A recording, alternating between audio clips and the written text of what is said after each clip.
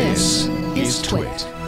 Hey, just out now, Watch OS 1.0.1. Yep. If you go to your Apple Watch app, go to General and then Software Update, and I'm seeing it right here. It says only this release includes performance improvements and bug fixes. Do we know anything about this update? Yeah, it's roughly analogous to iOS 8.3 in that it also gives you the diversity emoji and it gives you additional language support. But mostly it's performance enhancements for a bevy of internal apps and a bunch of bug fixes. It says improved performance for Siri, measuring stand activity. Good, because that was a joke. Yeah. You'd be standing for an hour, and then at 50 minutes, 10 minutes before the hour, it'd say, stand up! Yeah. It was always it's always 10 like up, being a isn't Catholic it? Mass. Yeah. Kneel, stand, kneel. Yeah. Calculating calories for indoor cycling and rowing workouts. Some have complained that they're not very reliable. I did mine yesterday, and it was. I'm gonna try and do it after the update because it was off quite a bit yesterday. Yeah. Still. Distance and pace during outdoor walk and run workouts. Accessibility, third-party apps. Display to support, as you mentioned, for the new emoji characters and additional language support for Brazilian, Portuguese, Danish, Dutch, Swedish, Russian, Thai, and Turkish. So there's nobody knows of any reason not to do this, right? Shall I do it right now? I did mine immediately. Your watch has to be on your charger. What? And it has to be more than even if it's on the charger, it has to be more than 50% charged. And you got to be on Wi-Fi. So don't do it now. Actually, I'm not sure you have to be on Wi-Fi. You have to be connected. So it's your phone has to be close. I'm not sure. I think it says your iPhone has to be on Wi-Fi. Oh, all right. That would make sense because it's not going to use Bluetooth to copy this. And it's downloading that. It's a 51 megabyte download. Yeah. And then it takes a while. Does it? Yeah, it takes a while. The install for me took surprisingly long. All right. Well, it hasn't yet told me get your watch on it. Get thee to a charger. My watch is fully charged, so. Yeah, I wonder if the charger thing, because normally it uses Bluetooth and it only escalates to Wi-Fi if it has to. But I'm wondering if to get it faster, they're using Wi-Fi as full on, and that's why they want you on the charger. Right. That would make perfect sense. When you first set it up, don't you have to put it on the charger, or no? No, that was the LG Urbane watch. Never mind. I'm confusing my.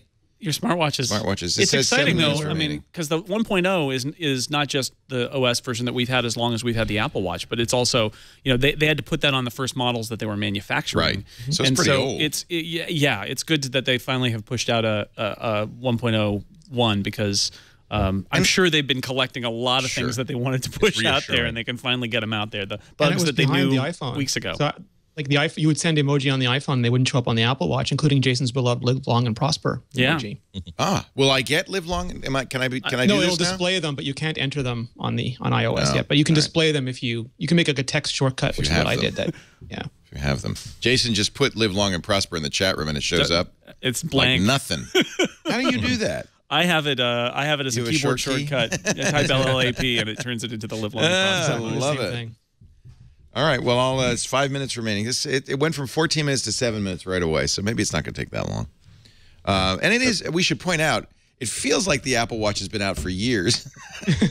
We've been talking about it for years. But it's only been 3 weeks. I mean, this is a pretty prompt first. No, and I when I say it's finally out there, I just am envisioning people at Apple being like, "Oh, finally we get to," because there were probably bugs in there that they knew about before it even shipped. They're like, "Can we fix it?" And now they get to fix that stuff. Right. Did you notice with the 1.01, Rene, any like speed? Was it speedier? Did you notice how is Siri better? Have you noticed anything yet?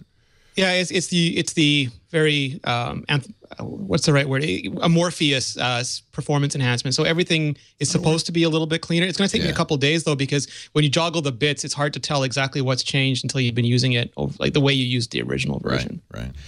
The other thing I was going to mention yesterday on iOS Today, we talked about calibrating the watch. So last night, Lisa and I took a walk and recorded it in the workout app.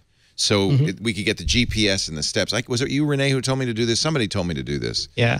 Now we'll see if it's more accurate, although I guess there are some accuracy issues because that's one of the things this update addresses. But that is a smart idea to use if you know the steps you take and you know the distance you traveled, you can make some really smart guesses about what your stride length is. So then if you don't have the GPS, some other time, like you leave the phone at home and bring the watch, it'll do a better job. It has an idea of how long you traveled. Yeah, we took like a 2-mile walk, and it knows, except for I rode the Segway for a little bit, which I think is going to very much confuse it as to stride.